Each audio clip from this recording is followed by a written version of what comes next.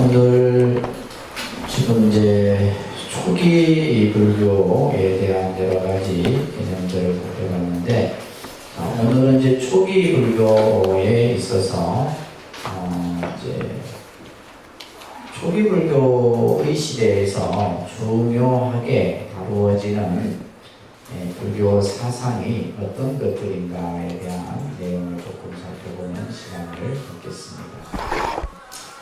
자, 먼저 여러분들이 이제 기본 과정에서 이제 불교의 어떤 그 역사적, 시대적 부분을 간단하게 공부를 했었어요, 그죠? 그래서 그거와 더불어서 여러분들이 함께 이해하시면 좋을까 싶습니다. 자, 우리가 보통 이제 시대를, 역사적인 시대를 구분하는데, 여기에는 이제 아무래도 역사학자들에 의해서 그 시대 구분이 기준점이 정해지겠죠, 그죠? 뭐 부처님 당시에 그 시대를 구분한 것은 아니기 때문에 그 이후에 불교가 나타나는 모습에 따라서 이제 그 시대적 특징이라든지 또 사상적 분류라든지 이런 것들이 만들어지게 돼요. 그래서 이제 우리가 보통 교리의 어떤 전개에 따라서 부처님의 말씀이 이제 시대에 따라서 변하는 거죠, 그죠? 그 근본은 변하는 것이 아니라 점차 살이 붙거나 또는 그 형태가 다른 용어로 만들어지는 거죠. 그래서 보통 교리의 전개에 따라서 우리가 보통 초기 불교 이렇게 이제 시작을 해서 이제 부파 불교, 그다음에 초기 불교, 부파 불교, 대승 불교, 그다음에 밀교. 이렇게 이제 기본으로 여러분들 이것을 꼭 기억을 하시라 그랬습니다, 그죠? 그래서 교리 전개에 따라서 불교를 지금 이제 우리가 한 2600년의 불교의 시대를 교리 전개에 따라서 초기 불교, 부파 불교, 대승 불교, 밀교. 그 다음에 이제 우리가 예를 들면 지역에 따라서, 그죠? 지역에 따라서 구분을 또 하는 것이 있어요, 그죠? 남방 불교, 그러니까 남방 불교. 그 다음에 북방 불교. 그래서 남방, 북방 이런 이제 구분을 하기로 하고, 또 이제 우리가 어떤 이념에 따라서 그 이념, 부처님의 말씀을 가지고 그것을 어떻게 받아들이고 이해하는가에 따라서 우리가 보통 소승불교, 그러니까 소승불교, 대승불교 이런 식으로 이제 구분을 우리가 하는 것을 여러분들이 잘 이해를 하셔야 되겠죠, 그죠? 그래서 이런 개념들을 바탕으로 해서, 그런데 이제 이러한 우리가 이제 지금 우리가 요 초기 불교 안에서 부처님께서 주로 이제 말씀하셨던 내용이 무엇인가, 그다음에 부파 불교에서는 또 이제 어떤 이야기들이 다루어졌고 이런 것들을 계속해서 여러분들이 공부를 하시는 거예요. 그래서 보통 우리가 이제 초기 불교를 그 시대적 부분으로 기준하는 점이 아무래도 이제 부처님 제세시부터예요. 부처님이 생존했을 때, 다시 말해서 처음 법을 설한 그 직후부터 부처님이 열반하신 후 약 한 50년에서 100년 정도. 그래서 우리가 보통 100년 정도를 잡는데, 부처님이 이제 열반을 BC 544년으로 이렇게 잡았을 때, 그 열반하신 후 약 한 100년 정도까지를 이제 초기 불교 시대라고 이렇게 얘기를 합니다. 특히 이제 역사학자들이 그런 어떤 이런 역사적 기준점을 가질 때, 우리나라도 마찬가지지만은 왕의 즉위와 관련이 있어요. 그래서 예를 들면 우리가 불교가 언제 공인이 되고 언제 들어왔느냐, 뭐 예를 들면 소수림 왕이다, 뭐 친누 왕이다, 눌지 왕이다, 이렇게, 그죠? 왕의 그런 어떤 즉위 시대하고도 연관이 되어 있어요. 그래서 보통 인도는 주로 이제 아쇼카 왕, 특히 이제 부처님 당시 때 이후에 이 아쇼카 왕이 인도를 통일을 하죠, 그죠? 그때 이제 이 아쇼카 왕이 즉위 연도가 한 BC 268년, 이제 9년 이렇게 이제 추정을 하는데, 그까지를 이제 초기 불교다 이렇게 얘기를 하지만, 또 이제 초기 불교 이후에 나타난 불교가 이제 부파 불교잖아요. 그러니까 부파 불교라고 하면서 파가 나누어지는 거예요. 그래서 파가 나누어지는 그 이전까지를 전부 초기 불교다 이렇게 얘기를 하고, 이후를 이제 부파 불교다라고 얘기를 하는 겁니다. 그래서 이제 이 당시 중요하게 다루어졌던 경전이 바로 아함경입니다. 따라서 아함경. 그래서 아함경은 초기 경전의 대표적인 경전이에요. 그래서 우리가 보통 뭐 대승경전하면 반야경, 화엄경 이런 경전들이 대승경전의 대표적인 경전이죠, 그죠?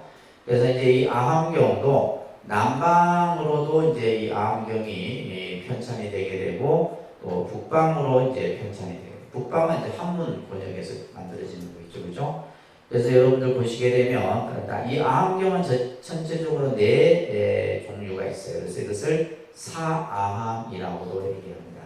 그래서 장아함, 잡아함, 중아함, 증일아함, 이렇게 이제 네 종류의 아함 경전들이 있어요. 근데 굉장히 양이 많습니다. 장아함 같은 경우는 22권에 30경이고, 예를 들면 잡아함 같은 경우는 잡이라는 것은 섞여 있거든요. 여러 부처님의 말씀들이 섞여서 때로는 긴 경도 있고 짧은 경도 있고, 장이라는 것은 긴 경을 말하는 거예요.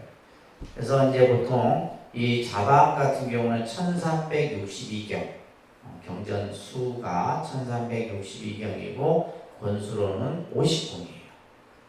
중앙 같은 경우는 이제 그 경전이 이제 길이가 중간 정도, 길지도 않고 짧지도 않는 거죠. 형태가 이제 60권, 222경 이렇게 이제 설명합니다. 이것까지 여러분들 기억 안 하셔도 돼요. 그래서 증일아함 같은 경우는 471권의 경전에다가 권수로는 51권. 그래서 굉장히 방대합니다. 아함경의 종류만 해도 또 이것뿐만이 아니라 여러분들이 알고 있는 법구경이라든지 수타니파타 이런 경전들이 전부 초기 불교의 대표적인 경전들이에요. 자, 이런 경전들이 보면 옆에 이제 부파의 명칭 이름이 있는데 그죠? 따라합니다. 법장부, 설일체부, 설일체유부라고도 하죠, 그죠? 따라합니다. 설일체유부, 대중부. 자, 이런 이제 가장 이제 그 부파 중에서도 이제 부파 불교 시대 때 나름대로 이제 그 영역이 좀 넓었던. 그래서 법장부 같은 경우는 자바함경을 중심으로 해서 연구를 하고, 설일체유부는 장함, 중함 경전을 중심으로 해서 이제 이 설일체유부가 형성이 되고, 증일아함 같은 경우는 이제 대중부. 나중에 이제 대승불교의 모태가 되는 것이 바로 이 대중부예요. 대승불교가 이제 일어나게 되는 하나의 어떤 그 근본 씨앗이 되는 데가 바로 이 대중부 계통에서 나중에 이제 좀 진보, 오적 사고를 가진 이런 집단이죠, 그죠? 그래서 여러분들이 이제 기억해야 되는 것은 이 아함경이라는 경전은 부처님의 기본 사상과 이념을 가장 잘 표현하고 있는 경전입니다. 그래서 어렵지 않습니다. 어렵지 않고 그냥 누구나 보면 다 이해할 수 있는 어떤 사상적인 깊이 있는 내용이나 또 우리가 알 수 없는 그런 말씀들이 아니고 그냥 우리가 살아가는 삶의 지혜라든지 이런 평범한 말씀들이 서려져 있어요. 그래서 이 아함경이 불교 사상의 뿌리가 이 경전 속에 담겨 있다는 걸 또 기억을 하시면서, 자, 그 다음에 넘겨보시면 이러한 초기 불교에 있어서 교리의 특징들이 있어요. 교리의 특징들. 이거는 이제 뭐 대승불교에 와서도 똑같이 나타나는 것인데, 부처님의 교화 방법을 잠깐 설명해 드리면, 부처님께서는 대기설법으로 항상 중생들을 위해서 법을 설하죠. 자, 여기서 여러분들이 기억해야 될 말이 대기설법입니다. 그러니까 대기설법. 대기설법이란 근기에 따라서 법을 설하는 거예요. 그죠? 듣는 중생의 근기에 따라서 부처님은 그에 따라서 법을 설하시죠. 이 대기설법과 이제 여러분들이 또 하나 기억해야 될 말이 응병열학이라는 말이에요. 그런데 응병열학. 응병열학이라는 것은 병에 따라서 부처님은 그 중생이 그 병을 치료하기 위해서 병에 따라서 약을 주신다 해서 응병열학이래요. 그래서 불교의 부처님의 말씀의 가장 핵심이 바로 대기설법과 응병열학이에요. 그러면서 부처님의 가르침은 항상 모든 것을 현실의 중심을 두고 있다. 우리가 앞에서도 배웠었습니다. 그죠? 부처님께서는 뭐 사후에 대한 얘기도 하고 전생의 얘기도 하지만은 지금 살아가는 우리가 당면에 있는 그죠? 현실적 문제를 어떻게 극복하고 어떻게 해결하느냐. 그렇기 때문에 불교라는 종교는 따릅니다. 숙명론, 신의론, 우연론 이런 것들은 전부 불법이 아니다라고 선하는 거예요. 그래서 여러분들이 이제 불교 공부를 하시는 분들은 이런 신의론이라든지 숙명론이라든지 우연론 이런 것들은 전부 이제 전법이 아닌 것이에요. 그죠? 그래서 모든 것을 인간의 연기의 법칙에 따라서 적용을 하죠. 그러면서 미신적 행위를 엄격히 구제하는 것이 이제 부처님의 당시의 그런 어떤 가르침이었습니다. 특히 우리가 지난 시간에 배웠던 특히 형이상학에 대해서 그죠? 형이상학이 뭐라고 그랬어요? 알 수 없고 볼 수 없는 것들. 이런 형이상학에 대해서 부처님께서 철저히 그에 대해서 답을 하지 않으셨다. 그래서 답을 하지 않는 설법을 우리는 무슨 설법이라고 해요? 무기설법이라. 무슨 설법? 무기설법이라 합니다. 그래서 이런 것은 논쟁을 삼을 필요가 없다는 거예요. 세상이 영원한들 영원하지 않들 그죠? 부처님이 사후에 있는들 없는들 우리에게 중요한 것이 아니다. 우리에게 지금 중요한 것은 뭐예요? 현재 내가 안고 있는 내 문제를 해결하는 것이 중요한 것이지 예를 들면 사후의 문제 여러분들이 어떻게 알겠어요? 전생의 문제를 얘기해 준 걸 어떻게 알겠어요? 그럴 것이구나 이렇게 추정 정도는 할 수 있겠지. 그런 것들은 아무런 도움이 되지 않는다. 또한 이제 부처님께서 당시 주장했던 여러 가지 사회적 어떻게 보면 하나의 메시지와 같은 이야기인데 출생보다는 행위를 중시했어요. 부처님께서는 출생보다는 뭘 중시했다? 그 사람의 행위를 중시했어요. 그래서 우리가 이제 인도는 이미 부처님이 출현하기 이전에 카스트 제도라고 하는 신분 제도가 그죠? 이건 사회적으로 매우 엄격한 제도였단 말이에요. 근데 그 사회 제도, 카스트 제도는 뭐에 의해서 결정이 되는 거예요? 출생에 의해서, 혈연에 의해서 모든 것이 계급이 결정되고 있잖아요. 그런데 이제 부처님은 그것을 인정하지 않았어요. 그래서 이제 수타니파타의 아주 유명한 말이죠, 그죠? 따라서 같이 한번 해볼까요? 출생에 의해서 천민이 되거나 바라문이 되는 것이 아니다. 행위에 의해서 천민이 되고 의인의 행위에 의해서 바라문이 되는 것이다. 이런 말씀을 수타니파타에서 하고 계시죠. 그래서 그 사람이 귀하고 천한 것은 뭐에 의해서 결정된다? 그 사람의 행위에 의해서 결정된다. 이제 그렇기 때문에 이제 부처님께서는 당시에 사회적으로 아주 뿌리 내려 있는 카스트 제도 자체를 부정하면서 승단에 누구나가 다 들어오면 똑같은 하나의 제자가 되어버리는 거죠. 예를 들면 출신이 바라문이 됐든 또 크샤트리아가 됐든 그죠? 천민이 됐든 간에 누구나가 똑같은 하나의 평등의. 그래서 이제 그 밑에 보시게 되면 부처님께서는 모든 사람은 다 평등하다. 사람이 평등한 것이 아니라 좀 더 넓게 생명은 평등하다. 모든 생명은 평등하고 존중되어져야 한다. 이런 것들을 당시 강조를 하셨고 또 하나는 뭐냐면 자아의 가치와 존재를 인정했어요. 자아의 가치와 존재. 그래서 이제 사람들은 모든 것을 당시 신에 의존하고 신이 절대적으로 생각했단 말이에요. 그런데 이제 부처님께서는 가장 중요한 것은 자기 자신이다. 자기 자신을 의지하고 법에 의지하라. 이런 말씀이 있었죠. 그죠? 자기 자신을 의지하고 법을 의지하고 자기를 등불로 삼고 법을 등불로 삼아라. 그래서 자아의 가치와 또 존재를 인정을 합니다. 그래서 불교의 무아설의 개념은 뭐냐면 자아의 존재의 가치를 인정하는 설법이에요. 나를 부정하는 것이 아니라 진정한 나를 찾기 위한 이런 개념들이 부처님이 이제 당시 주장했었던 내용입니다. 이제 이런 개념들을 바탕으로 해서 여러분들이 불교의 근본 교사라면 지금 이제 따릅니다. 사성제, 삼법인, 연기법, 활정도, 중도. 이걸 그냥 머릿속에서 달달달달달 그냥 외우시고 이해하시고 소화하고 다른 사람에게 설명해 줄 수 있는 정도가 돼요. 그러니까 이걸 모르면 사실 불교를 모르는 거예요. 예를 들면 우리가 마음이 어떻고 이거 이전에 이미 이 근본교설에 대한 개념을 여러분들이 정립을 하시고 또 모르면 또 책을 보고 또 모르면 나중에 혼자서 머리 싸매고 도저히 모르겠다 하면 이제 저한테 와서 질문을 하세요. 아셨죠? 이거는 그냥 넘어가야 될 문제가 아니라 여러분들이 반드시 알아야 돼요.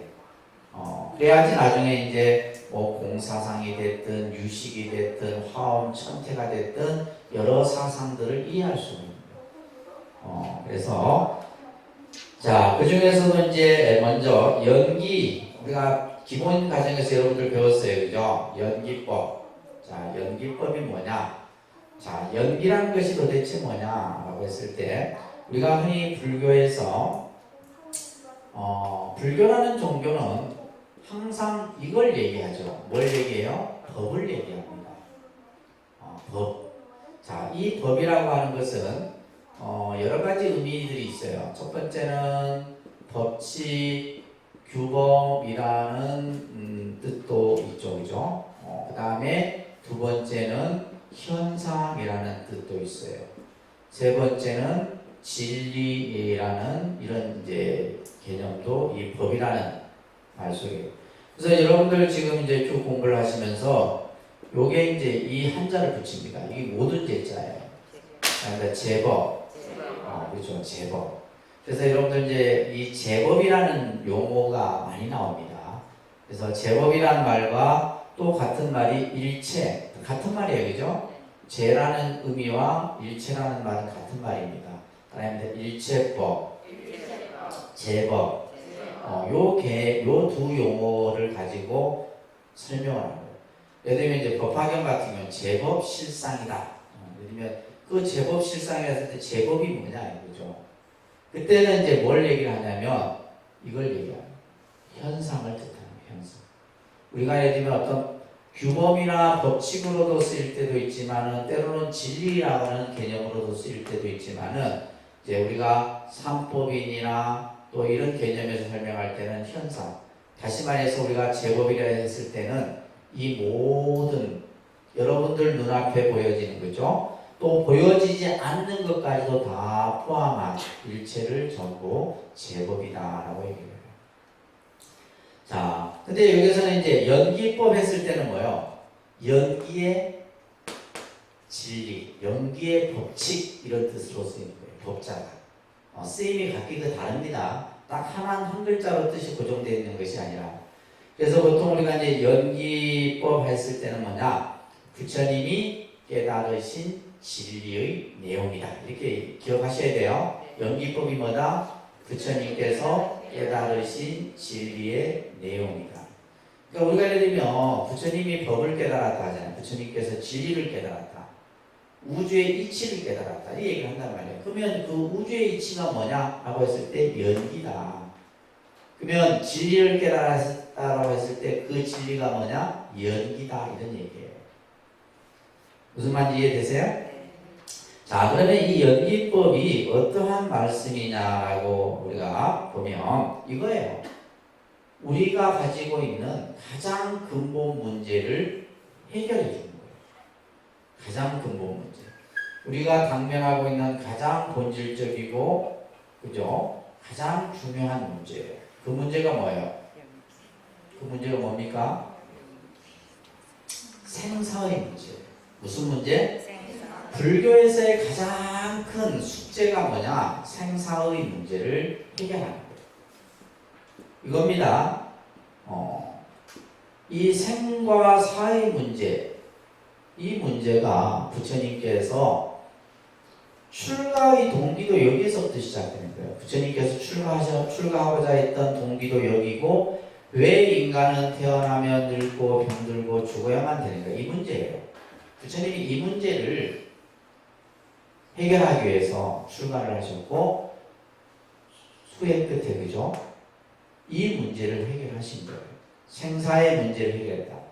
그걸 뭘 통해서? 연기의 이치를 통해서 생명이 태어나고 늙고 병들고 죽음이라고 하는 이 본래의 사슬을 푸신 거예요. 이게 연기입니다.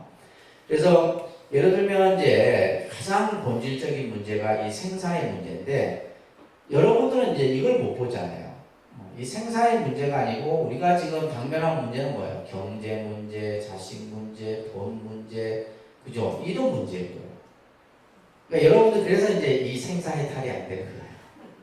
여러분들이 이 생사의 문제, 그러니까 스님들이 출가한 근본 목적이 뭐냐? 사실은 생사의 문제를 해결하기 위해 출가한 거죠.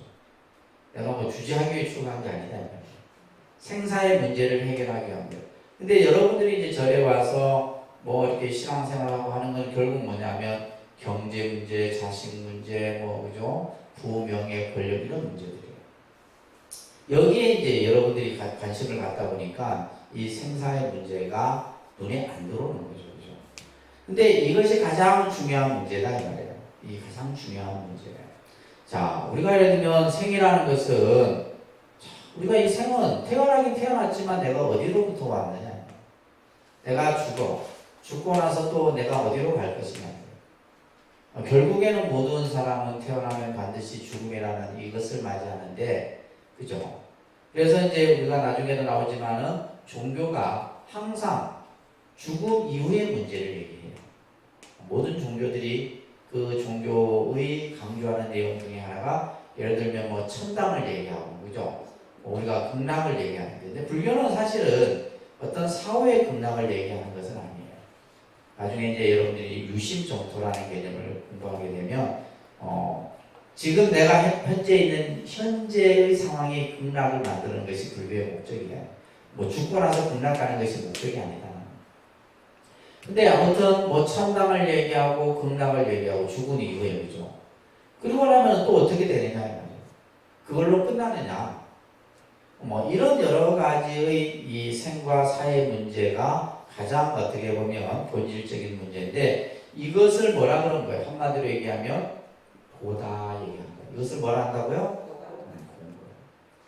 그래서 우리가 생로병사 따라합니다. 생로병사. 생로병사가 가장 근본 괴로움이에요. 그래서 이 괴로움의 문제를 우리가 파악해서 그 문제의 원인을 그죠? 파악해서 그것을 해결하는데 제시해 주는 것이 바로 부처님의 가르친다. 이것이 바로 연기를 통해서 설명해 주고 있는 거예요. 자, 그러면 내가 됐든 이 세상이 존재하는 것이든 간에 모든 것은 뭐냐? 어떻게 해서 만들어졌느냐예요. 어떻게 해서 만들어지고 어떻게 해서 없어지느냐. 이것을 생성과 소멸이라는 말로 씁니다. 그러니까 생성은 만들어지는 거예요. 그죠? 소멸은 뭐예요? 없어지는 거예요. 그러니까 이 세상이 어떠한 원리에 의해서 만들어지고 없어지느냐. 사람들은 이거에 대해 관심을 가져요. 철학이 이제 이런 쪽에 생각을 두고 있겠죠. 종교도 그렇고. 그래서 어떤 종교는 뭐냐면 이 세상은 누가 만들었어? 신이 만들었어. 신이 딱 만들었다고 얘기해요. 그리고 모든 것은 신에 의해서 다 이루어진다. 이게 이제 우리가 흔히 말하는 서양 종교에서. 근데 불교는 뭐예요? 신이 만든 게 아니에요. 어떠한 원리에 의해서 만들어지는데 그것이 바로 뭐다? 연기다. 그래서 이 세상이 존재하는 존재의 법칙, 그러니까 존재의 법칙, 존재의 법칙이 바로 뭐다? 연기다. 우리가 살아가는 이 삶의 모습이 바로 뭐다? 연기다라는 것을 알아야 돼요. 우리가 살아가는 지금 현재 우리들의 삶이 뭐예요? 전부 연기예요. 이 우주가 존재하는 것 또한 연기고, 그죠? 지금 지구가 병들어가서 지구가 어느 시점이 되면 소멸되겠죠? 그것 또한 뭐다? 연기다.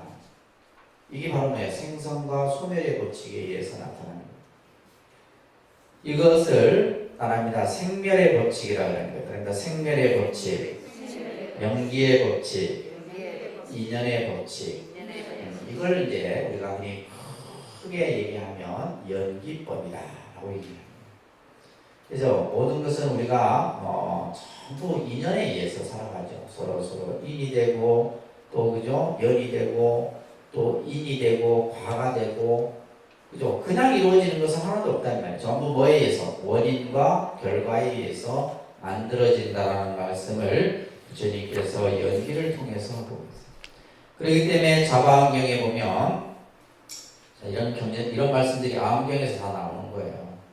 아닙니다. 같이 읽습니다. 연기법은 자 시작. 연기법은 내가 만든 것도 아니며 다른 사람이 만든 것도 아니다. 이 법은 열애가 출세하거나 출세치 않거나 항상 법계에 있는 것이다. 열애는 이 법을 깨달아 등정각을 이루시고 사람들을 위하여 분별 연설한다. 이 구절이 자바안경 12권에 나오는 이 구절이 연기법을 잘 표현하고 있는 구절이에요.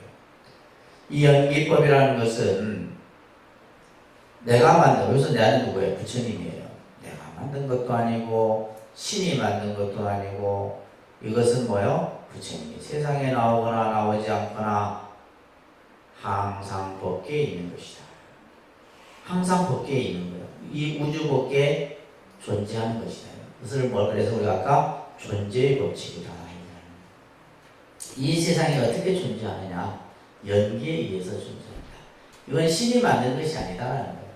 내가 만든 것도 아니고 또 누구에 의해서 만들어지는 것도 아니다. 그런데 열애는 부처님은 뭐요? 이 법을 깨달았다. 이 법이 바로 뭐요? 연기의 이치다.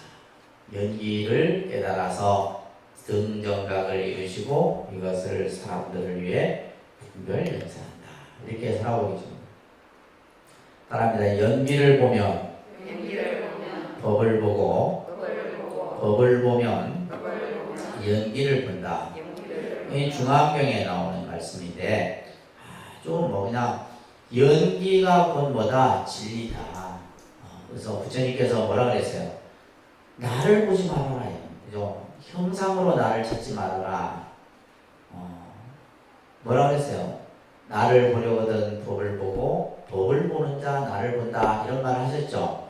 다 초기경전에 나오는 얘기예요. 그러면 우리가 이제 부처님을 볼 때 뭘 봐야 되는 거예요? 법을 봐야 되는 거예요. 그 법은 뭐냐? 구체적으로 연기의 이치다. 그래서 이 연기법이 그만큼 중요한 거예요. 여러분들이 불교 공부를 하면서 연기의 개념이 확실하게 정립이 되지 않으면 다른 공부는 해봤자 그냥 모래성이에요. 모래성. 다 무너져요. 그래서 연기를 제대로 이해하고 제대로 공부를 해요. 그렇기 때문에 연기의 법칙은 핵심 사상이에요. 핵심. 아주 중요한 개념입니다. 그래서 나중에 연기가 뭐가 되고 중도가 되고 중도가 나중에 뭐가 되고 예를 들면 이제 공이 되고 전부 이 연기에 의해서 모든 교설이 이렇게 만들어지는 겁니다. 연기법은 시방법계에 항상 있는 것이고 부처님이 깨달으신 진리의 내용이고 모든 교설은 연기법에서 나온다. 모든 부처님의 말씀은 다 연기설에서 나온 거예요. 과거의 일곱 부처님도 이 법을 깨달아서 정각을 이루셨다. 그러니까 이것만 봐도 뭐예요? 얼마나 중요한 개념이냐. 그래서 이제 너무나 많은 개념이 있지만은 다시 여러분들 핵심만 정확하게 좀 정리를 해주세요. 연기. 자, 연기가 뭐냐라고 했을 때 여러분들은 딱 이렇게 정의를 하셔야 돼요. 연기란, 그런데 연기란 어떠한 원인에 대해서 함께 어우러져서 일어나는 것이다. 이렇게만 되면 말이 되게 어렵죠, 그죠? 연기란, 그죠? 연기란 어떠한 원인에 대해서.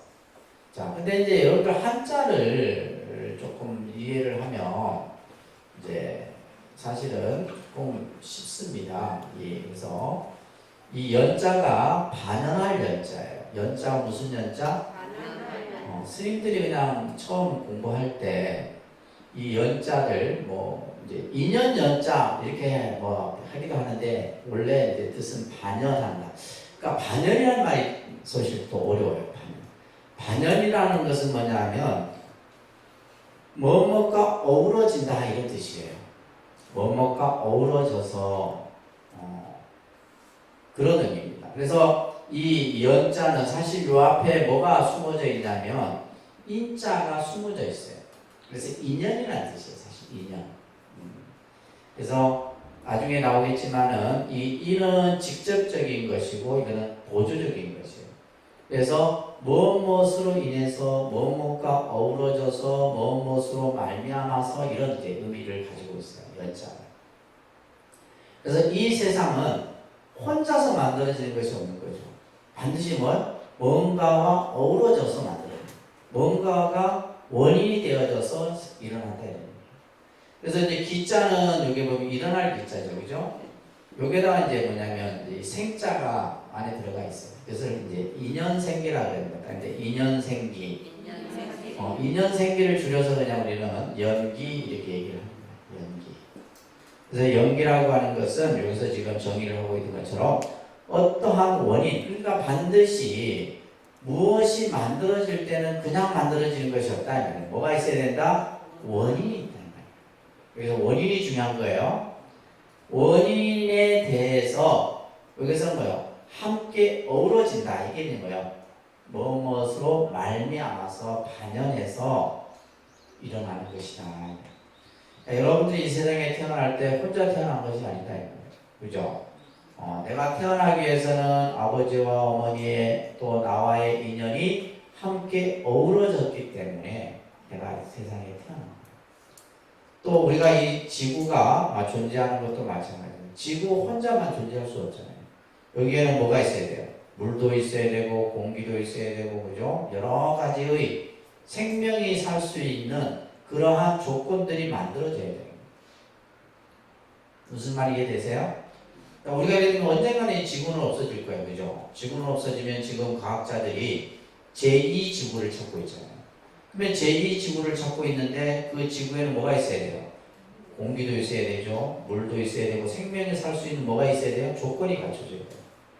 그러니까 이 세상 모든 것이 이러한 연기의 원리에 의해서 나타나는 거예요. 그래서 따라합니다. 일체의 존재는 다양한 원인과 조건에 의해서 성립된다. 이게 연기예요. 이게 연기입니다. 그러니까 여러분들이 이제 불자로서 신앙생활을 하는데 어떠한 상황이 생기면 그 상황은 그냥 만들어진 것이 아니라 반드시 뭐요? 어떠한 원인에 의해서 이러한 결과들이 만들어집니다. 그래서 그 원인을 먼저 찾을 수 있어야 된다. 그래야지만 지혜로운 사람이 됩니다. 결과만 가지고 얘기할 것이 아니라 이 결과가 만들어지기 전에 이미 뭐요? 직접적인 원인이 있었다. 그런데 이제 이러한 것은 연기는 서로 뭐요? 상위성인 거예요. 서로 뭐요? 서로 의지하고 있는 관계다라는 거예요. 인이 있으므로 연이 있는 거예요. 그죠? 이것이 있으므로 저것이 생기는 거지 그냥 나 혼자서 그냥 만들어지는 것이 아니라라는 거예요. 그래서 모든 존재와 현상은 인과 과에 의해서 성립을 하는데 이것을 인과법이라고 합니다. 그런데 인과법, 인연법. 그래서 여러분들은 인연법을 잘 이해를 해야 돼요. 세상은 다 인연법입니다. 아시겠어요? 네. 여러분들이 뭐 남편을 만나고 자식하고 인연, 뭐 가족의 인연, 절에 와서 도반의 인연, 모든 것이 다 인연법이에요. 그 인연이라는 것은 묘한 거다. 알 수가 없어. 알 수가 없는 거예요. 우리가 살면서 부딪히는 여러 가지 경험이나 여러 가지 일들이 그냥 때로는 그것이 어떤 때는 내 머릿속에서 예언이 되기도 해. 아, 그렇게 될 것이다. 예언이 돼요. 그러면 딱 그렇게 돼. 또 그렇게 만들어져 가요. 그건 뭐냐면 인연이 그런 형태로 만들어져 가는 거예요. 이게 세상의 이치입니다. 그래서 세상에 어느 것도 원인 없는 결과 없고 결과에는 반드시 뭐가 있다? 원인이 있다. 이걸 잘 보는 사람이 불교를 잘 이해하는 사람입니다. 그래서 모든 것은 인연화합으로 살아간다. 뭘로 살아간다? 인간이 살아가는데 그 살아가는 법칙이 인연화합이에요. 인과 연이 서로 어우러져서 만들어집니다. 그렇기 때문에 우리는 선인선과학이라고 그죠? 좋은 인연을 심어야지 좋은 결과가 만들어집니다. 내가 나쁜 인을 심으면 결국 그 결과는 나쁜 결과가 받게 됩니다. 모든 것은 내가 짓고 내가 받는 거예요. 그래서 우리는 인과를 절대적으로 여러분들이 믿어야 되는 겁니다. 모든 것은 인연법이다. 그 인연법의 개념을 좀 더 포괄적으로 얘기하고 있는 것이 바로 연기의 이치다. 자, 연기의 공식도 꼭 기억하시라 그랬어요. 이거는 별표 한 10개 쳐놓고 외우셔야 돼요. 사람다 이것이 있으므로 저것이 있고, 이것이 있으므로 저것이 이것이 일어나므로 저것이 일어난다. 이것이 일어나므로 저것이 일어난다. 이것은 이제 위에다가 존재의 발생이다. 그죠? 이 세상이 이제 만들어지는 것은 이것이 있기 때문에 저것이 있는 거예요. 이것이 일어나므로 저것이 일어난다. 그것을 존재의 발생이라 하고, 밑에는 이제 존재의 소멸이라고 해요. 이것이 없다면 저것이 없고, 이것이 멸하면 저것도 멸한다. 라고 하는, 이제 이거에 의해서 이제 전부 설명이 되는 거예요. 전부 이제. 그래서 이제 우리가 보면 이 독립신행집에 있는 무상계라든지 또 온각경 보안보살장이라든지 이런 데 보면 전부 이 12연기를 가지고 쭉 설명. 무명이 있으므로 행이 있고 행이 있으므로 식이 있고 이렇게. 그래서 여러분들 신행집 한번 펼쳐보세요. 그래서 신행집에 보면 무상계가 있거든요. 무상계를 보면 그렇게 되어 있어요. 271쪽 보면 무명연행이라고 되어 있어요. 넷째 줄에 찾으셨어요? 이게 바로 뭐냐면 무명은 행을 연하고 행으로 어우러져서 또 행은 식을 반연하고 이게 연자가 반연한다는 뜻이에요. 무명은 행을 반연하고 행은 식을 반연하고 식은 영색을 반연하고 이런 식으로 12가지 이제 인연들. 그래서 생은 노사 오비 권역을 태어났기 때문에 태어남으로 인해서 우리는 뭐예요? 늙고 병들고 근심하고 슬퍼하고 우비곤이라는 말은 근심하고 슬퍼하고 괴로워하고 하는 것을 말하는 거예요. 이런 것들이 중생의 현실의 모습 속에 있다라는 거예요. 그런데 이것은 이제 생성의 뜻을 설명하는 거고 그 다음에는 무명이 멸하면 행이 멸하고 이것이 없으면 저것이 없고 이렇게 해석이 되는 거예요. 그래서 무명이 멸하면 행이 멸하고 행이 멸하면 식이 멸하고 그러니까 이것이 없으면 저것이 없고 이것이 멸하면 그죠? 저것도 멸한다. 이게 이제 연기 공식에 의해서 이런 설명이 이루어집니다. 그렇기 때문에 이 세상은 공간적으로나 시간적으로나 그죠? 전부 인이 되고 연이 되어져서 만들어진다는 겁니다. 특히 이 연기법은 우리 중생이 가진 근본 괴로움의 문제를 푸는 열쇠예요. 그래서 부처님이 아까 연기를 깨달았다 했죠, 그죠? 연기를 깨달았다. 이건 뭐 생사를 해탈했다는 얘기예요. 연기를 깨달음으로써 생사의 문제가 싹 풀어져 버린 거예요. 그만큼 이 연기법은, 그러니까 이것은 뭐예요? 여러분들이 무슨 머리를 써서 이해를 해갖고 이해되는 건 아니에요. 예를 들면 이 연기를 가지고 박사 논문이 수십 편이에요. 그러면 그 박사 논문 썼다고 그 사람들이 생사해탈을 했겠어요? 아니죠, 그죠? 학문적으로는 이해는 됐을지언정 이것은 결국 뭐가 더불어져야 돼요? 수행이 함께 이루어져야 돼요. 그냥 우리가 가지고 있는 지식으로 되는 게 아닙니다. 자, 바랍니다. 비구들아, 연기란 무엇이냐? 생이 있음으로 말미암아 노사가 있다. 생이 있음으로 말미암아 노사가 있다. 이것은 내가 세상에 나오든 안 나오든 이것은 내가 세상에 나오든 법으로 확정되어 있는 것이다. 법으로 확정되어 있는 것이다. 그것은 상리성이다. 그것은 상이성이다. 이제 이런 이제 초기 경전에 이런 식의 이제 말씀들이 다 있는 거예요. 경전마다 연기란 무엇이냐? 생이 있음으로 말미암아 노사가 있다. 그죠? 태어났기 때문에 우리가 늙고 죽음이라는 것을 피할 수가 없는 거예요. 그러면 죽고 나면 끝이냐? 그게 아니잖아요. 그죠? 우리 지난 뭘 배웠었어요? 윤회 전생을 배웠잖아요. 또 죽고 나면 내 업에 의해서 또다시 또 생이 만들어지고 또 계속해서 만들어지는 거예요. 이것은 뭐다? 상위성이다. 서로 관계되어져 있는 것이다.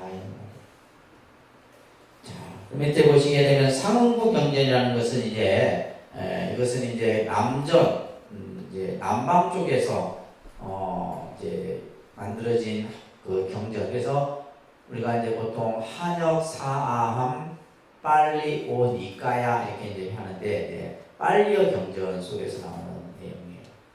상응부 경전인데 내가 체득한 이 법은 심히 깊고 보기 어렵고 깨닫기 어렵다. 어려운. 그러니까 우리가 알 수 있는 것은 아니에요, 사실은. 이 연기는 여러분들이 뭐 공부를 해서 무슨 말인지 하나도 모르겠다. 모르는 것이 당연한 겁니다. 그러니까 중요한 것은 부처님이 깨달은 법이 연기법이다라는 정도만 기억을 꼭 하시면 돼요. 이것은 적연미묘하여 사람들의 생각을 조언하여 심원하기에 지혜 있는 사람만이 알 수 있어요. 여러분들이 왜 여기에 관심을 못 두느냐? 세상 사람들은 욕망을 즐기고 욕망에 빠져있다. 다시 말해서 뭐요? 세상의 부귀영화에 그게 탐착되어 있지 이것을 배우려고 하지 않는다. 그렇기 때문에 이런 사람들에게는 인이 있음으로 생겼다는 연기의 이치는 알기 어렵다. 자, 이것을 부처님께서는 12가지 인연설로서 설명해요. 이것을 12연기설이라 합니다. 이런 걸 기본 과정 때 다 배우셨어요. 그러니까 12연기설. 자, 이 12연기설이 뭐냐? 우리의 생과 사의 문제를 푸는 열쇠다. 이렇게 기억하시면 돼요.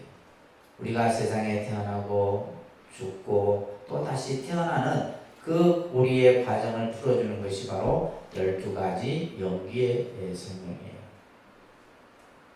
부처님은 이것을 이제 선정삼매 속에서 마지막 깨달음을 얻기 직전에 이것을 순간과 역간으로 관찰했다. 이런 이제 경전의 말씀들이 쓰여지고 있어요.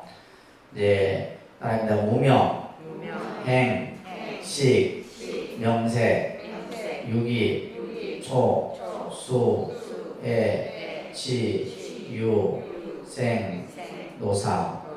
이 12가지 개념을 여러분들이 다 이해를 하셔야 돼요. 이거는 이제 기본 과정 때 다 했기 때문에 머릿속에 다 저장되어 있으리라 생각하고 12가지 인연 이렇게 이거 다 했어요. 그죠?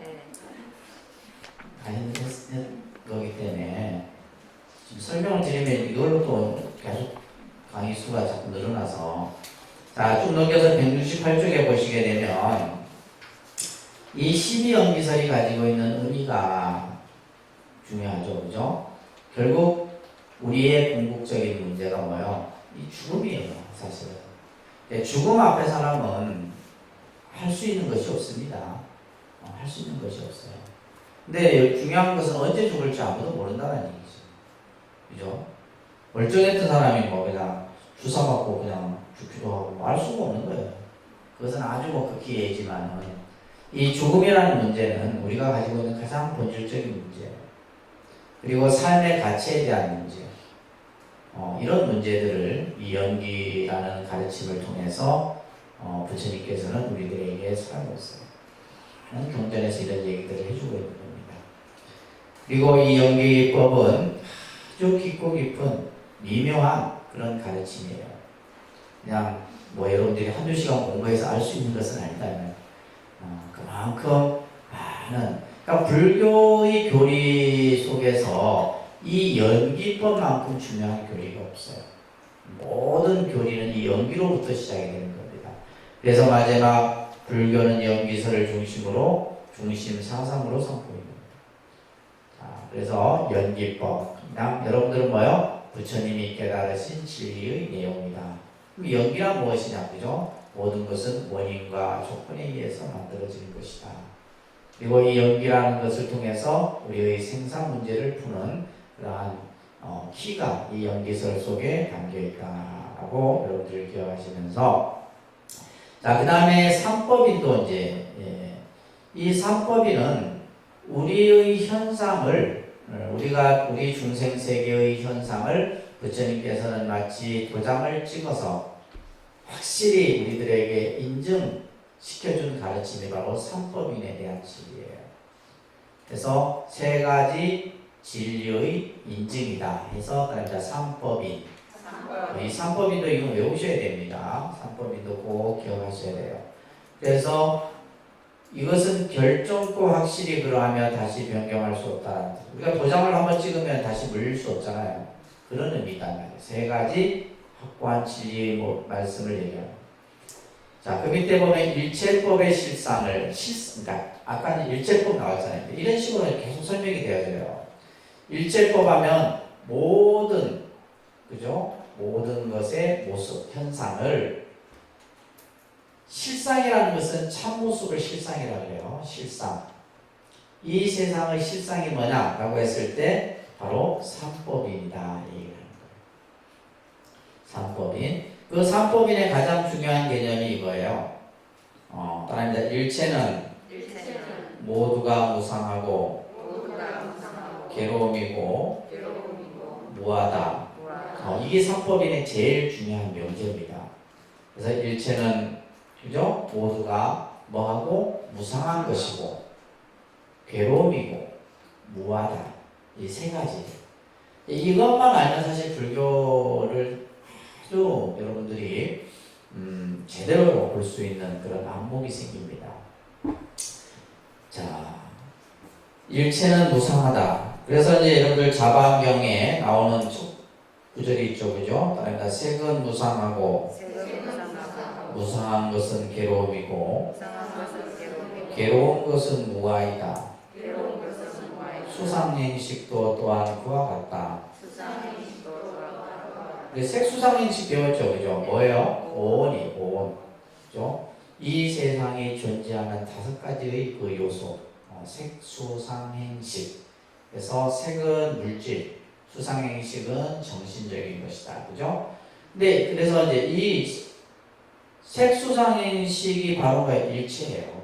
일체의 모든 것은 무상한 것이고 괴로움이고 무아이다. 요거를 여러분들이 잘 이해해요. 무상이라는 말은 변하는 것이다. 무상은 뭐다? 변한다 이런 뜻이에요. 허무하고 뭐 부질없고 염세주의적인 개념이 아니에요. 이 세상은 뭐다? 변한다. 변하지 않는 것이 없죠, 그죠? 이것도 여러분들 다 배우셨어요. 모든 것은 변하는 거예요. 그래서 우리 이 몸뚱아리도 변하고 이 우주도 변하고 그죠? 모든 산하대지가 다 변해. 변합니다. 변하지 않는 것은 아무것도 없다는 거예요. 변하기 때문에 때로는 우리 중생의 입장에서 봤을 때 괴로움이라는 거예요. 그죠? 그러니까 생로병사라고 하는 것이 바로 뭐예요? 무상이에요. 그 생로병사라고 하는 것은 뭐라고 그랬어요? 괴로움이라고 그랬잖아요. 우리 중생이 가지고 있는 근본 괴로움을 생로병사라는 거예요. 그래서 무상하다라고 하는 것은 결국 변한다라고 하는 것은 우리 중생의 입장에서 봤을 땐 뭐다? 괴로움이라는 것을 우리에게 주는 거죠. 괴로움이라는 것을 주는 거죠. 또 이 괴롭다라고 하는 것은 우리가 괴로움을 내가 내 마음대로 어떻게 조절할 수 있어야 되는데 내 마음대로 할 수 있는 것이 그렇게 많지가 않단 말이에요. 그것은 결국 뭐이기 때문에? 무아이기 때문이다. 그래서 이 무상, 고, 무아라고 하는 세 가지의 개념을 여러분들이 잘 이해를 하셔야 되는데, 그래서 재행무상을 시간적 연기라고 했어요. 그죠? 시간적 연기라고 설명을 하고 있죠. 그죠? 그 다음 페이지 넘겨보시면 172쪽에 재범무아를 공간적 연기다라고 얘기했어요. 모든 이제 교서를 연기를 근본으로 해서 설명을 하고 있는 거예요. 자, 170페이지 보시면 모든 것은 한순간도 정지됨이 없이 무상하며 생멸 변화하는 것이 재무상이다. 생멸 변화한다. 생겼다. 없어지고 변화하고 또 생겼다. 없어지고 변화하고 그죠? 끊임없이 이러한 변화의 모습을 가지고 있는 것이 무상이에요. 그런데 이제 우리 중생의 입장에서 보면 아까 무상하기 때문에 괴롭다 그랬잖아요. 근데 우리는 어떤 생각을 하냐면 유상하다는 생각을 하죠. 중생. 이게 이제 중생의 어리석음이에요. 중생의 어리석음이 우리가 왜 어리석냐 하면 모든 것은 변화예요. 연기에 의해서 변하는 거예요. 시간적 연기입니다. 그죠? 모든 것은 변하는데 우리는 뭐예요? 변하지 않을 것이다 라는 생각을 또 영원할 것이다 라고 생각합니다. 내 것이라는 것에 대해 집착해요. 그게 전부 우리의 어리석음이에요. 그래서 그러한 어떤 것들이 어떤 것들이에요? 재산이나 권력이나 자식이나 그죠? 이런 것들이 전부 영원할 것이다라는. 그러니까 그러다가 어느 날 갑자기 내 손에서 딱 떠나버리면 우리는 힘들어지는 거죠. 자, 그러면서 여러분들 이제 교재 보시게 되면 여러 경전들 이런 것들은 여러분들 한번 쭉 보세요. 한번 쭉 읽어보세요. 그래서 이제 무상하기 때문에 괴로움인데 아까 이제 재범무화를 공간적 연기라 했어요. 그죠? 그 자료 171쪽에 보시게 되면 무화라는 말은 뭐냐면 고정된 실체가 없다 이런 뜻이에요. 무화의 개념이 뭐다? 고정된 실체가 없다. 나라고 할 만한 것이 없다. 무엇을 나라고 할 것이냐? 예를 들면 여러분들의 지금 몸뚱아리를 가지고 나라할 것이냐 또 내가 지금 의식적으로 생각하는 이것을 가지고 뭐를 나라고 할 것이냐. 여기에서부터 이제 사실은 이제 불교 공부가 어떻게 보면 시작이 됩니다. 그래서 불교 공부를 나를 찾는 공부다. 나를 찾아가는 길이다. 이런 말 많이 하잖아요. 참 나를 찾다. 그러니까 결국 이제 이 무아라는 개념을 통해서 불교는 뭘 진화, 참 나를 찾는 그것이 이제 만들어지는 거죠. 부처님께서는 나는 무엇인가라고 했을 때 나의 실체를 헤아린다면 그것은 전부 오치원에서 비롯다. 오치원은 뭐 오원이에요. 그래서 나라고 했을 때 그 나라고 하는 것을 이제 구성하고 있는 요소가 오원이다. 색수상행식이다라고 얘기를 합니다. 근데 이제 우리가 나라고 했을 때 우리는 두 가지 성질을 가져야 되는데 하나는 상일성이에요. 그러니까 상일성, 주제성. 상일성은 변하지 않아야 돼요. 우리가 나라고 한다면 그냥 그죠. 예를 들면 계속 나의 어떤 모습을 가지고 있어야 되는데 우리가 이제 몸과 마음이 시시각각 변하잖아요. 여러분들 얼굴 사진 얘기했었죠, 그죠? 뭐 10년 전 사진하고 지금 사진하고 보면 전혀 다른 거예요. 분명히 난데, 그죠? 내 모습인데 전혀 다른. 이거는 뭐가 없기 때문에요? 상일성이 없기 때문에. 상일성이. 주제성이라는 것은 뭐냐면 내 마음대로 할 수 있어야 되는데 예를 들면 내가 뭐 아프고 싶지 않다 해서 아프지 않을 수도 없는 거고, 그죠? 내가 늙기 싫다 해서 늙어지지 않은 거 아니잖아요. 이건 주제성이 없다 이거예요. 그래서 나라고 할 만한 실체가 없다. 이렇게 부처님께서 얘기를 하는 거예요. 그런데 이제 우리는 보면 173쪽에 보시면 우리는 내가 아닌 것에 나의 실체로 집착해. 이것을 이제 불교에서는 아집이라고 했어요. 그러니까 아집. 내가 아닌데, 내 것이 아닌데 내 거라고 집착하는 거. 아집이라고 해요. 그리고 이제 금강경 같은 데는 나중에 더 여러분들 공부를 하시게 되면 법집의 개념이 나옵니다. 아집, 법집 이런 개념이 나옵니다. 아집. 그러니까 결국 우리는 이 아집으로 인해서 모든 괴로움들이 생기는 겁니다. 그죠? 나중에 우리 이제 사성제 공부할 때 괴로움의 원인이 뭐냐? 집착이다. 그 집착의 한 요소가 바로 뭐야? 아집이에요. 이 아집으로 말미암아서 우리는 뭐가 생겨요? 대립과 분열과 괴로움이 생기는 것이다. 그래서 불교의 무아설은 절대적인 나에 대한 부정이 아니라 참다운 나를 찾는 기초 작업이 바로 이 불교의 무아의 설명이다. 그것이 바로 재범무아입니다. 재범무아. 그 다음에 일체괴고예요. 모든 것은 다 괴로움이다. 모든 것은 다 괴로움이에요. 일체가 무상하다면 무상한 것은 괴로움이에요. 자, 자방 1번에 나오는 딱 말씀입니다. 모든 것은 변한다. 그 변한다라는 것은 바로 괴로운 것이다. 그래서 변하는 것은 다 괴로움이에요. 그래서 괴로고라는 뜻을 듀카라고 이렇게 인도말로 얘기합니다. 듀카. 듀카는 뭐냐면 힘이 든다 이런 뜻이에요. 그렇죠? 여러분들이 힘들다 이랬을 때는 뭐예요? 내 심리적으로 뭐예요? 괴롭다 이런 뜻이에요. 괴로움의 상태일 때를 힘이 든다. 그래서 이제 우리는 그 고의 원인을 보면 욕망, 그릇된 욕망과 또 자기 자신의 어떤 상실감 이런 여러 가지 요소들로 인해서 괴로움이 생기는 겁니다. 자기 자신에 대한 무력감이라든지 그죠? 여러 가지 이런 것들이 전부 괴로움을 만들게 됩니다. 그리고 이제 열반 적정인을 넣어서 우리가 이제 보통 사법인을 얘기하기도 합니다. 그러니까 사법인. 그래서 일체계고 열반 적정인까지 해서 사법인을 이제 넣기도 합니다.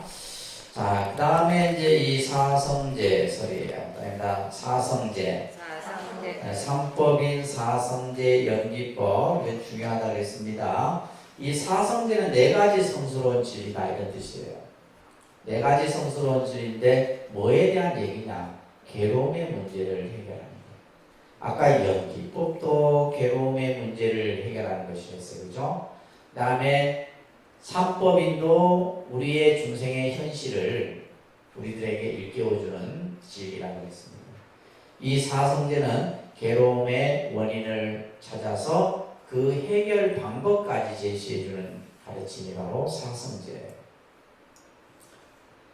따라합니다. 네 가지 성제가 있으니 성제라는 말은 성스러운 진리다 이런 뜻이에요. 네 가지 성스러운 진리가 있으니 그러니까 어떤 것이 네 가지인가? 괴로움, 괴로움의 집, 괴로움의 멸, 괴로움의 멸에 이르는 도, 이 네 가지 성제가 그것이다. 자, 그래서 이것을 고진멸도 이래야 합니다. 그러니까 고진멸도, 고진멸도예요. 그래서 첫 번째가 고입니다. 고.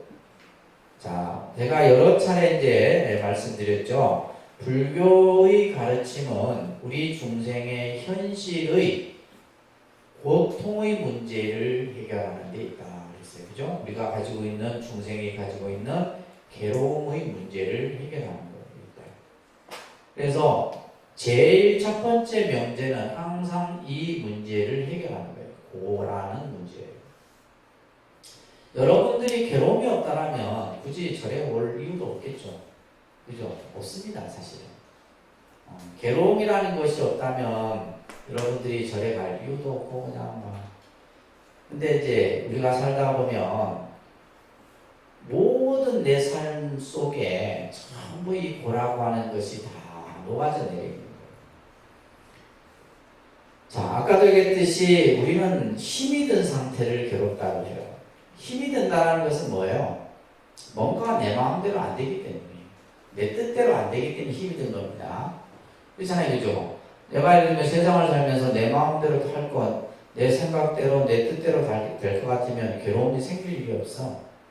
근데 그렇지가 못한 것이 우리의 현실이다.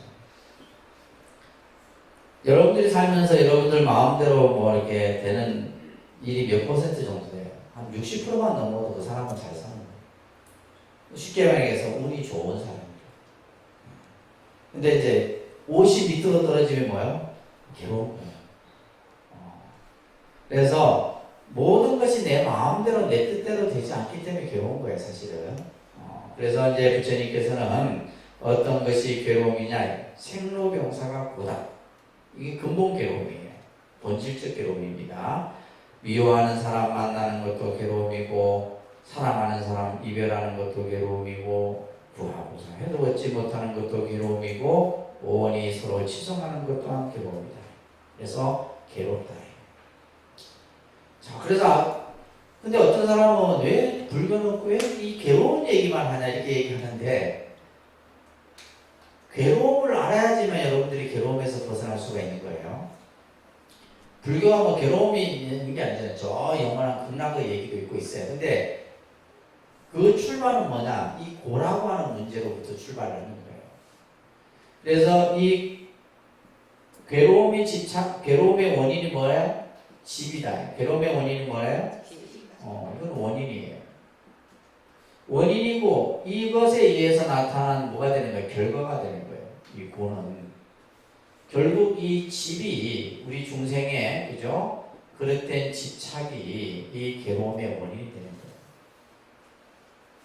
그러니까 여러분들이 만약에 어떤 괴로움이 딱 발생이 됐다, 괴로운 상황이 생겼다. 그 보면 모든 것은 뭐 때문이다? 집착이야. 여기에는 나에 대한 집착, 자기 주장, 자기 생각, 자기 고집 전부 다. 그 요소는 뭐 수백 가지입니다. 전부 그냥 집착하면 단순한 이 집착 하나만을 얘기하는 게 아니에요. 그래서 아견, 아집, 아만, 아산 이런 전부 다. 말씀을 한번 드렸어요, 그죠? 이게 전부 뭐예요? 괴로움의 원인이 되는 거예요. 근데 이 원인이 결국 그 결과로서 괴로움의 상태를 만들게 되는데 여기에는 뭐냐? 돈, 명예, 권력, 그죠? 자식, 이성 등등등 다 포함. 근데 한편으로는 이게 있으면 우리는 뭐요? 행복하다고 생각하잖아요. 그렇잖아요. 반대로 생각하면 이게 돈도 있고 명예도 있고 권력도 있고 뭐 자식도 아주 그냥 내 뜻에 맞는 자식을 두고 뭐 그냥 이거 있으면 근데 이게 뭐가 된다? 결국은 고의 결과를 만들어내는 거예요. 이게 너무 많아도 문제고 너무 적어도 문제고 그죠? 이게 전부 그렇다는 거예요. 그래서 부처님께서는 이것을 벗어나는 길을 말씀하시고 이게 이제 마지막에 도성제예요. 도성제. 그리고 그것이 없어진 상태가 바로 뭐예요? 멸성제라는 거예요. 멸성제라. 아닙니다. 고진멸도. 이 부처님 말씀은 우리 중생에게는 정말 아주 명확과 같은 겁니다. 명확과 같은 거예요. 그래서 결국 이 괴로움을 없애는 길, 이것을 우리는 이제 중도의 길이다라고 하는 거예요. 무슨 길? 중도의 길. 이 괴로움의 집착으로부터 벗어나는 길은 중도예요. 중도입니다. 예를 들면 중도는 뭐 내가 이쪽도 아니고 저쪽도 아닌 한 중간의 길을 걷자 이게 아닙니다. 그런 개념이 아니고 부처님께서는 이 중도의 설법을 말씀하시면서 8가지의 실천을 얘기하고 계시죠. 그죠? 그것을 우리는 8정도로 합니다. 뭘 한다고요? 8정도. 8정도 수행을 통해서 우리는 중도의 길을 갈 수 있다. 그래서 8정도 외우셔야 돼요. 그러니까 정견, 정사, 정어, 정업, 정명, 정정진, 정령, 정정. 흔히들 우리가 이제 불자들이 보면 스님 수행을 어떻게 할까요? 수행을 어떤 수행을 해야 좋을까요? 뭐 이런 질문을 받는데 사실은 8정도예요. 우리가 8정도가 있고 나중에 여러분들이 대승불교에 가면 육바라밀이 있고 또 나중에 더 이제 화엄경이나 법화경 이런 데 가면 또 어떤 수행을 해야 되고 수행법들이 이제 계속 여러 개 나오는데 그 수행법들이 결국 뭘 얘기하냐면 이 8정도의 수행을 얘기하고 있는 거예요. 불교 수행은 8정도입니다. 이 8정도를 통해서만이 뭐로부터 벗어날 수 있다는 거예요? 괴로운 문제를 해결할 수 있다는 거예요. 첫 번째는 뭐예요? 정견이죠. 정견. 정견은 바른 안목을 얘기합니다. 바른 안목. 그래서 현실을 바르게 보라는 거예요. 현실. 지금 내가 현재의 상황을 바로 볼 수 있는 안목. 그러면 우리는 어떻게 보는 것이 바로 보는 거예요? 이 세상은 연기로 이루어져 있다. 이렇게 볼 줄 알아요. 그리고 모든 것은 무상한 것이고 괴로움이고 무아이다라고 알아야 됩니다. 이게 정견입니다. 아시겠어요? 네. 이 세상은 연기라는 이치를 에 의해서 모든 것이 생성되고 없어지고 존재하는 것이다. 그리고 모든 것은 변하고 괴로움이고 무아이다라고 하는 것을 보는 안목을 갖춰야 됩니다. 정견이 세워져야지, 그죠? 우리는 정견이 갖추어졌을 때 생각이 바를 생각을 가질 수가 있습니다. 생각이 치우치지 않겠죠, 그죠? 생각이 치우. 그래서 우리가 보통 이제 생각이 치우쳐지는 것을 이제 단견이라 해요. 단견, 사견 뭐 이런 이제 얘기들을 하는데 어떤 사람이 보면 너무 한쪽에 치우쳐서 그죠. 모든 것을 생각하고 판단하는 그것은 바람직하지 않는 거죠. 그래서 생각이 치우치지 않으면 그 생각이 치우치지 않는 상태에서 말을 바르게 할 수 있는 거예요.